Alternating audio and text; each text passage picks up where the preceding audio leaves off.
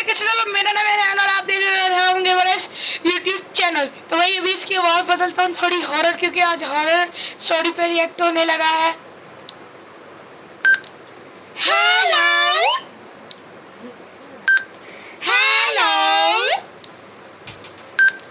Hello hello. तो hello भाई यार कैसे चलो, मेरा नाम है रेहान और आप देख रहे हो रेहान गेमर्स यूट्यूब चैनल। तो आज भाई अपने फेस कैम के साथ आज हम रिकॉर्डिंग करेंगे। तो भाई मेरी वीडियो को लाइक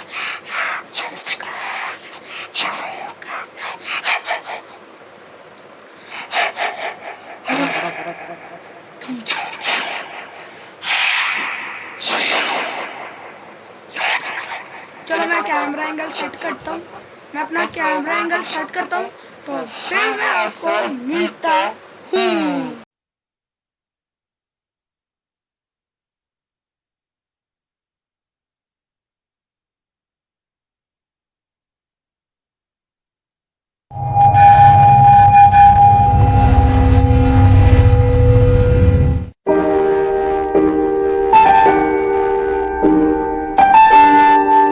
वो दिन भी अच्छे थे जब मुझे भूत प्रेत पे यकीन नहीं हुआ करता था।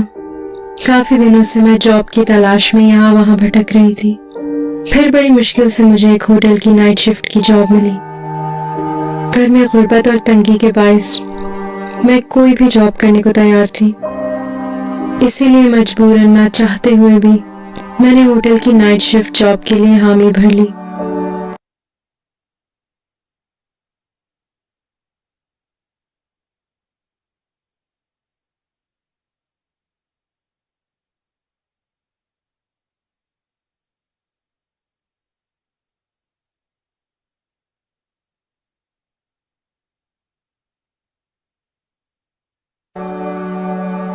एक होटल की नाइट शिफ्ट जॉब में आप कुछ दिलचस्प लोगों से मिलते हैं, मगर फिर भी ये काफी आसान नौकरी है।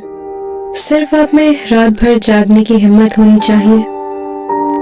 दूसरे अल्फाज में कहा जाए तो आपको 8 घंटे कंप्यूटर के सामने बैठने के पैसे मिलते हैं। अगर कोई कस्टमर आया तो ठीक है, वरना पूरा टाइम आपका ही है।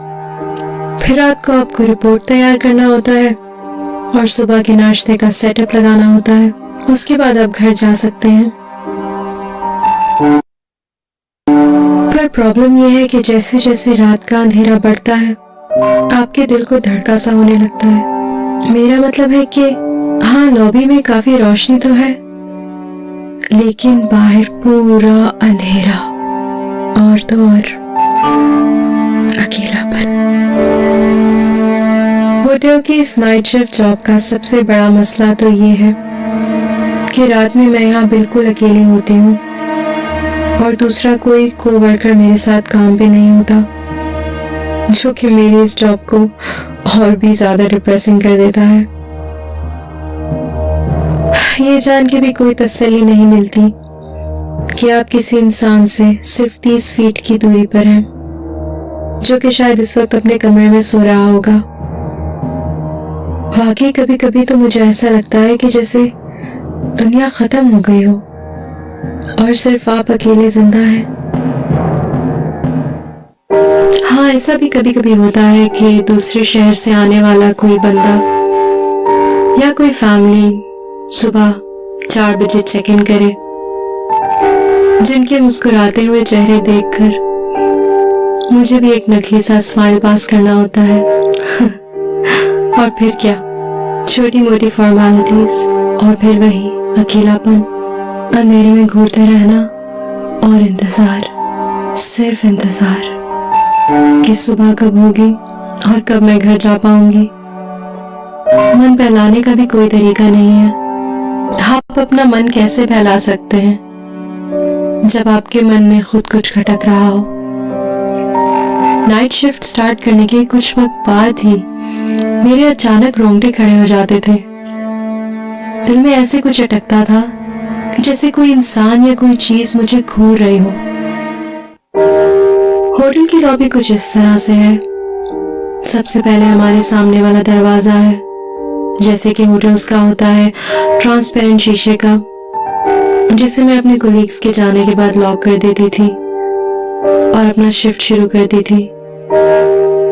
अंदर आते ही हमारा कॉमन एरिया पड़ता है। यहाँ एक सोफा सेट है और एक टेबल पे मैगजीन्स का ढेर लगा हुआ है। इसके बाएं तरफ हमारा ब्रेकफास्ट एरिया है। क्योंकि ये होटल छोटा सा है तो जरा ये कंजेस्टेड सा लगता है। मेरे दाएं तरफ एक और दरवाजा है जो कि स्विमिंग पूल एरिया तक जाता है। ये काफी छोटा, अनकंफर्टेबल और अजीब तरीके से बनाया गया है। खैर, मुझे इंटीरियर डिजाइनिंग के पैसे नहीं मिलते, मुझे इस बात के पैसे मिलते हैं कि ये सारी चीजें सही सलामत रहें।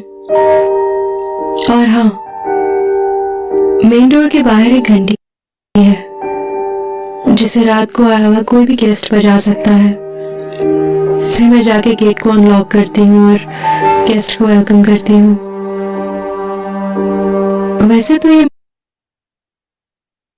मेन गेट 24 घंटे खुला होना चाहिए क्योंकि ये होटल है, लेकिन ये होटल एक हाईवे के बीच में है जहाँ पे दूर दूर तक कुछ भी नहीं।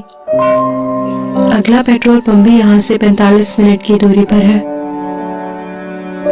तकरीबन रात के 4 बज रहे होंगे।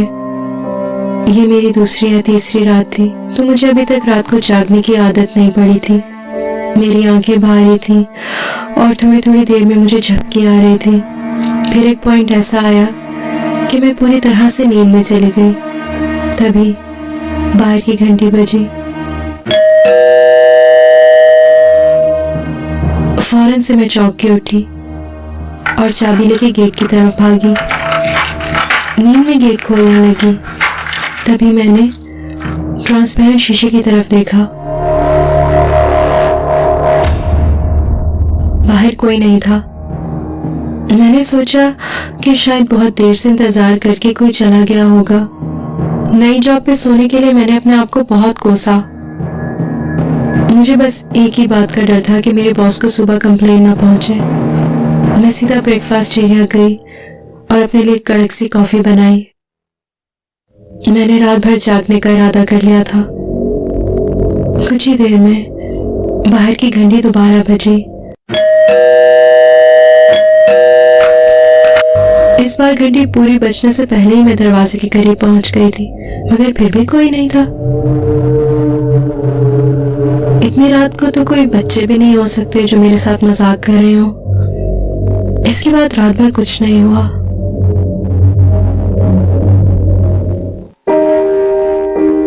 दो तीन रात गुजरने के बाद अब मुझे नाइट शिफ्ट की आदत सी पड़ चुकी थी और मैं ठीक ठाक काम करने लगी थी।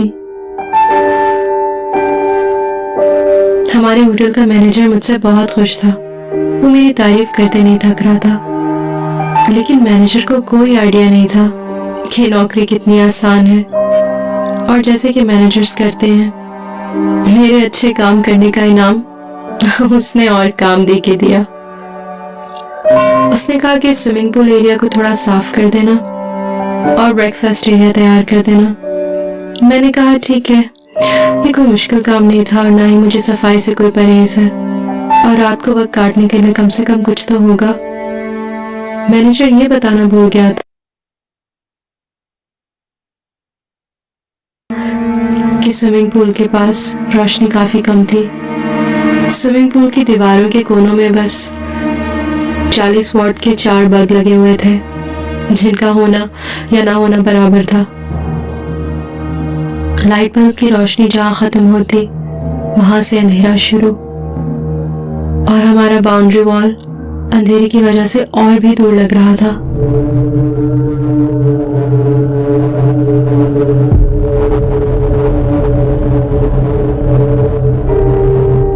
Hi everyone. भाई अगर ऐसी वीडियो को अगर मैं कुछ भी देना चाहूँ ना, कसम से दूंगा ही नहीं। क्या था इसमें, बस बताया कि मैं इधर काम करती हूँ, इधर काम करती हूँ, ऊपर से लेकर पार्ट टू ऊपर से मेरे पास है नहीं। इसका क्या नाम है, चैनल का क्या नाम है? चलो भाई पार्ट 2 आएगा, दोबारा आएगा। तो भाई वो वीडियो कैसी थी यार, वीडियो तो हैवी थी, फुल रोना सीन था भाई। मैंने ना फेस कैम की वीडियो को ना बस बंद कर दिया है, वीडियो की ऑडियो को बंद कर दिया है, यानी कि पीछे आवाज़ नहीं आएगी आपको। तो इसके लिए मैं सॉरी कहता हूँ, क्योंकि घर का भी मसला है, वो कुछ भी कह देते हैं। तो लाइक एंड सब्सक्राइब ज़रूर करना है।